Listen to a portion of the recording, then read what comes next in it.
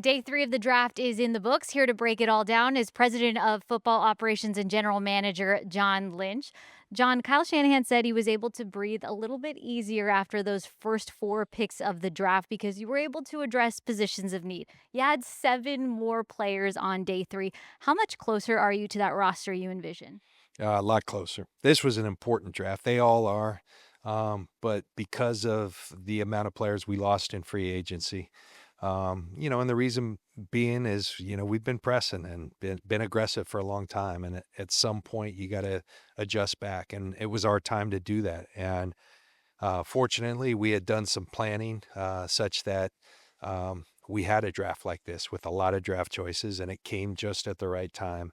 And it also aligned that it was a really deep draft class. Some draft classes, if you have 11 picks, you might as well trade up and move forward because you're going to run out of players. This was one in which we thought, if you described it, probably the biggest thing that you'd say is the depth runs it, deep. And so we felt that during the draft, right down to the seventh round. We got players we liked and players we feel can come in and compete not only for jobs, but for playing time. They have to earn everything, but really excited about the group we've assembled. We got better.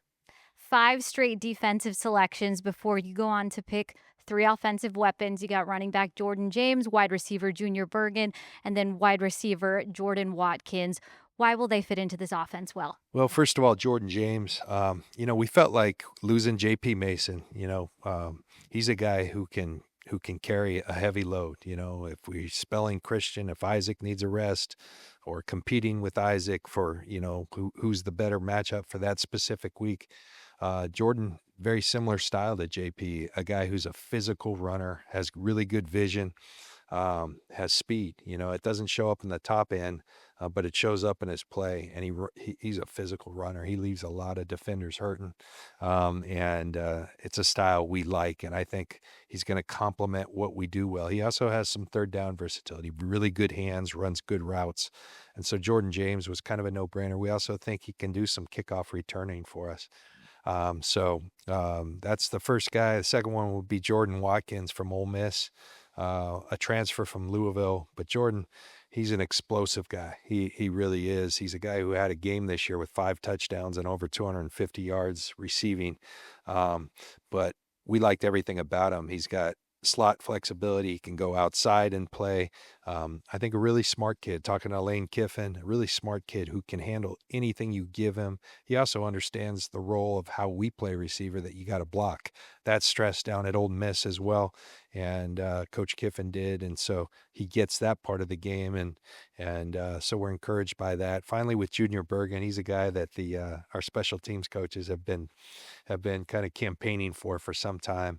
And they're not wrong, because of the new kickoff rules going out to the 35 on the touchbacks. There's going to be more returns and more touches for returners. And so Junior Bergen is a guy who has 8 touchdowns in the punt return game at Montana. Obviously a big jump up in competition, but we'll see if those skills can translate. We were willing to make that gamble deep in the 7th round, and we made him our final pick. So it was a lot going on this weekend, but like I said, in a variety of areas, we improved our team. You've called the draft the lifeblood of this organization. But even though the selection process is now done, the work is not over. What is the next step for you and all your scouts in the front office? Well, right now they're upstairs, assembling a group of undrafted free agents. And when you think of undrafted free agents around here, I mean, I think of guys like Matt Breida, Kendrick Bourne when we first got here, uh, Jeff Wilson, JP Mason, Emmanuel Mosley, Aziz Al-Shaair, and I'm probably leaving some out. So, Evan Anderson last year. So they can really help your team.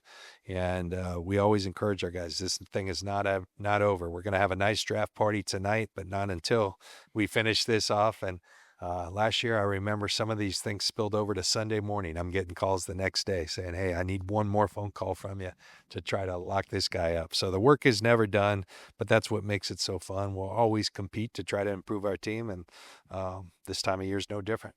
Congratulations on Thanks another so much, Lindsay. successful draft. Thank you.